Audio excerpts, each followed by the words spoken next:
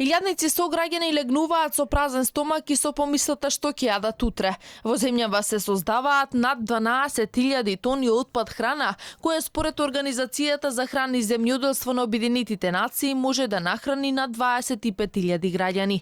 Министерката за труд и социјална политика Мила Царовска тврди дека во изминатиот период работат на донесување на закон за донирање на вишок храна во државата, а со тоа според Царовска ќе се намали вишокот на храна во компаниите, како и решавање на проблемот со глад во државата. Во работната група се вклучени сите, затоа што моделот кој што ќе даде добри или лоши аспекти од целата оваа акција, ќе треба да се преточи во закон и се надеваме дека со тоа системски ќе го надминеме проблемот со вишок на храна, а и глад во нашата држава, затоа што навистина сите трансфери финансиски треба да одат кон најсиромашните граѓани, но и поддршката преку храна, поевтини пакети на оброци и така натаму може навистина да ја го подобри нивното живење, посебно кај децата во тие семејства, затоа што навистина е утврдено дека во нашата држава имаме деца кои што не добиваат соодветен оброк или соодветен протеински оброк за да може да имаме нивна здравствена состојба квалитетна за нивни раст и развој како што треба.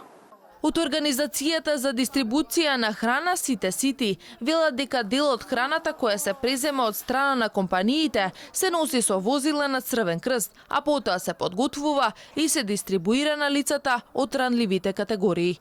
Еден месец ние пилотираме тоа што го започнавме пред неколку месеци. Значи денеска ќе може да видите како тоа изгледа. Значи дел од вишоците храна кои што се преземаат како пазарни вишоци од страна на компаниите се носат со возило на Црвениот крст. Дел од таа храна се носи во Сдруженијето Дамаел, каде што се подготвува. Еден дел од храната се носи тука секоја среда во пунктот за бездомници.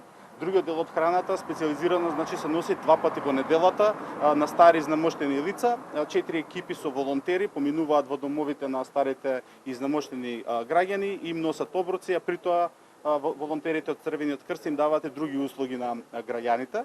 Изминатиот период Сите Ајде Македонија пилотира модел за дистрибуција на прехранбени пакети до социјалните загрозени граѓани во Скопје, Куманово и Прилеп. Исто така, волонтерите на Црвен крст 2 пати во неделата дистрибуираат топол оброк за 10 стари лица во нивните домови. Агенцијата за храна и ветеринарство до 5 август треба да достави до владата нацрт закон за донирање вишок на храна. Законот предвидува компаниите кои ќе донираат да имаат даночни олеснувања, а се наменува за онаа храна која е ставена во промет и е неопходна. Храна на која се приближува рокот на употреба, неискористената храна од угостителските објекти, судски конфискувана храна која е безбедна за употреба.